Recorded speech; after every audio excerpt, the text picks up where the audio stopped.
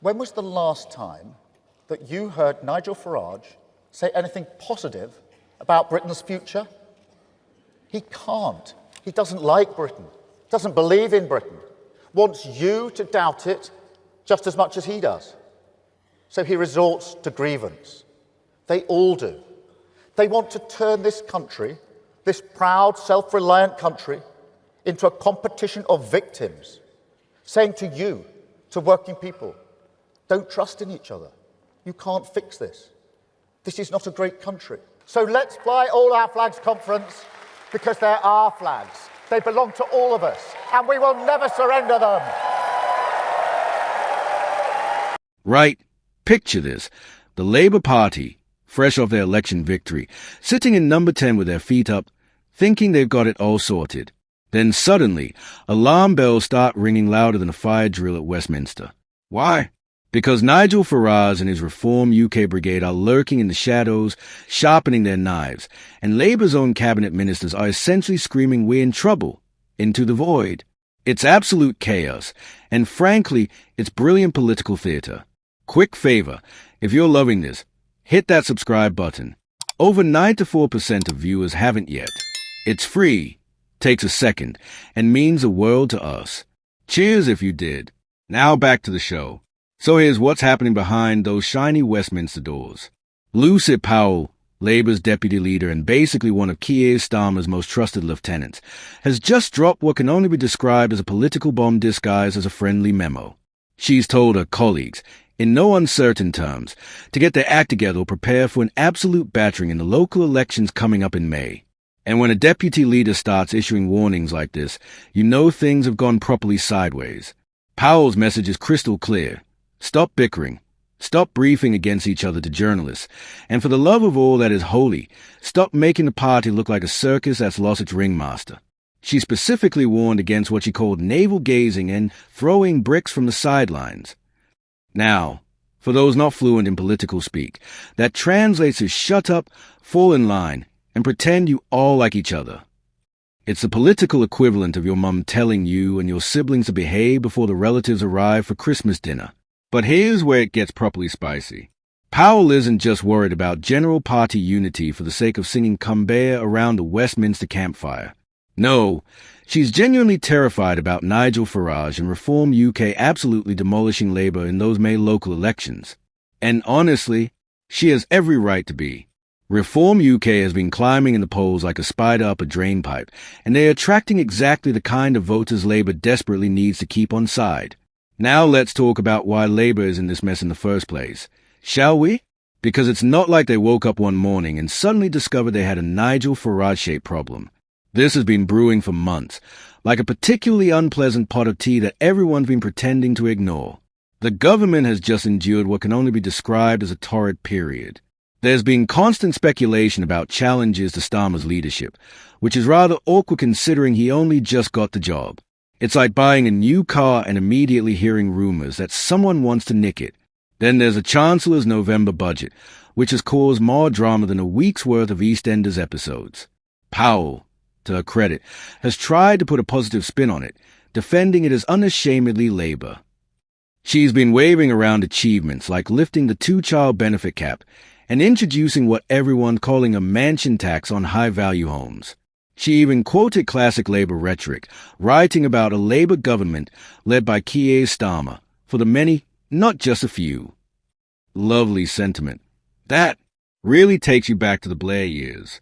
Problem is, nobody's hearing it, and that's what's driving Powell absolutely round the bend. She's admitted as much, saying she gets as frustrated as the next person when Labour's supposed achievements aren't breaking through to the public. But here's the kicker. She's basically blamed her own colleagues for this communication failure. She said, and this is delicious, cutting through the noise and sharing our messages made all the harder when we hang out our dirty washing for all to see. That's politician speak for stop airing our problems in public like we're on some twisted reality television program.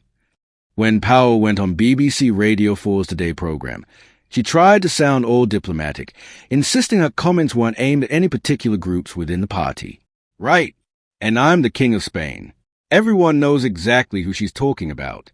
She's talking about every Labour MP who's been whispering to journalists about how they are concerned about the direction of the party, or how they think Starmer's approach is too technocratic, or how they reckon they could do a better job. She's talking about the entire ecosystem of Labour politicians who treat party unity like it's optional. Powell specifically went after Reform UK's approach, calling it the wrong diagnosis and accusing them of pitting neighbourhoods and communities against each other. She's arguing that Reform UK isn't actually solving anything. They're just stirring the pot to making people angry at each other instead of addressing the real issues. Fair point. But here's the uncomfortable truth that Labour needs to face. It doesn't matter if Reform UK has the right diagnosis or not. What matters is whether people believe they do. And right now, an alarming number of people are buying what Farage is selling. The immigration question is where this gets properly uncomfortable for Labour. Powell acknowledged hearing concerns from party members about the language use on immigration, and whether Labour is actually setting the agenda or just responding to everyone else. It's a valid concern. Labour's been trying to walk this impossible tightrope, attempting to be tough on immigration to win back voters who've drifted toward Reform UK, while simultaneously trying not to alienate their more progressive base. It's like trying to pat your head and rub your belly whilst riding a unicycle. In a hurricane, Powell defended Home Secretary Shabana Mahmood's immigration policies, insisting we've got to give people confidence that we can control our borders. She stressed Labour's commitment to providing safe refuge for those genuinely fleeing persecution. That word genuinely is doing an awful lot of heavy lifting there, isn't it? It's the kind of qualifier that tries to sound reasonable while simultaneously suggesting that some asylum seekers might not be legitimate. It's classic political hedging, trying to sound tough without actually committing to anything particularly controversial. But wait, because the drama doesn't stop there. Remember Wes Streeting, the health secretary? He recently decided to throw his own little grenade into the mix by criticizing the leadership's technocratic approach. He warned that the government risked being seen as the maintenance department for the country. Now that's a cutting insult. He's basically saying that Labour looks like a bunch of boring administrators ticking boxes rather than a government with vision and passion. And is not entirely wrong, is he? What makes Streeting's intervention particularly juicy is that just weeks before, he'd faced accusations of plotting against Starmer. So when he then pops up criticizing the leadership's approach, everyone's eyebrows shot up faster than a politician's expenses claim. Streeting did try to walk it back, clarifying that his remarks weren't personal and ruling out any leadership bid. But the damage was done. Once you publicly criticize the Prime Minister's approach, you can clarify all you want, but the message has been received loud and clear. When Powell was asked whether she agreed with Streeting's diagnosis, she gave one of those beautifully diplomatic politician answers. She said, "We've definitely got a big repair job to do, so I would agree with him about that in terms of the maintenance department. It's a big repair job, and we do have to tell our story more strongly." Translation: yes, we're a mess, but let's try to spin it positively. Here's the brutal reality that Labour is facing. Reform UK is absolutely surging in the polls. They are not just nibbling at Labour's voter base, they are taking great big chunks out of it. And with the local elections covering numerous councils across England, this isn't just some abstract threat. These elections will be a proper litmus test of Labour's support, and right now, the signs aren't looking promising. The May local elections are shaping up to be potentially catastrophic for Labour. If Reform UK makes significant gains, and all the polling suggests they will, then Starmer's position becomes incredibly vulnerable. We're only months into his premiership, and already there's serious speculation about how long he'll last. That's not normal. Usually, new prime ministers get a honeymoon period where everyone's relatively nice to them. Starmer's honeymoon appears to have lasted about as long as a Liz Truss premiership. Powell's warning underscores just how serious the situation has become. When a deputy leader is publicly pleading for party unity and explicitly warning about the threat from Reform UK, you know the internal polling must be absolutely terrifying. Labour strategists will be looking at those numbers and seeing nightmare scenarios where they lose control of councils they held for decades. They'll be imagining Nigel Farage on television, grinning like the cat that got the cream, talking about Reform UK's historic breakthrough in local government. The fundamental problem Labour faces is one of identity and messaging. They swept to power promising change, but once in government, they've looked uncertain, divided, and frankly rather boring. The public doesn't want to see internal squabbling. They don't want to hear cabinet ministers subtly criticizing each other through careful use of political language. They want to see a government that knows what it's doing and gets on with it. Right now, Labour looks like neither. Reform UK, whatever you think of their policies, has a clear message. They know exactly who they are targeting and what they are saying. Agree or disagree with them, but they are not confused about their identity. Labour, by contrast, seems to be having a permanent identity crisis. Are they progressive? Are they centrist? Are they tough on immigration or compassionate? Are they radical reformers or steady administrators? Nobody seems entirely sure, possibly including Labour themselves. The stakes couldn't be higher. If Labour gets hammered in May, the leadership speculation will go into overdrive.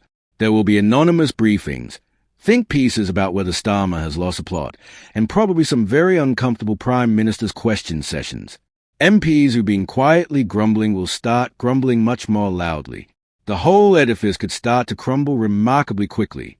Powell's intervention is essentially a last-ditch attempt to prevent this nightmare scenario. She's trying to rally the troops, create some sense of unity and purpose before it's too late. Whether it'll work is another question entirely. Political parties that are told they need to unite rarely respond by actually uniting. Usually, they respond by having furious arguments about why they are not united and whose fault that is, which rather defeats the purpose. What makes this whole situation even more fascinating is the speed at which it's developed. Labour won the election with a massive majority. They had everything going for them. Yet here we are, just months later, with senior figures issuing dire warnings about impending electoral disaster. It's a masterclass in how quickly political fortunes can change, and how a governing party can snatch defeat from the jaws of victory if they are sufficiently incompetent at basic political communication.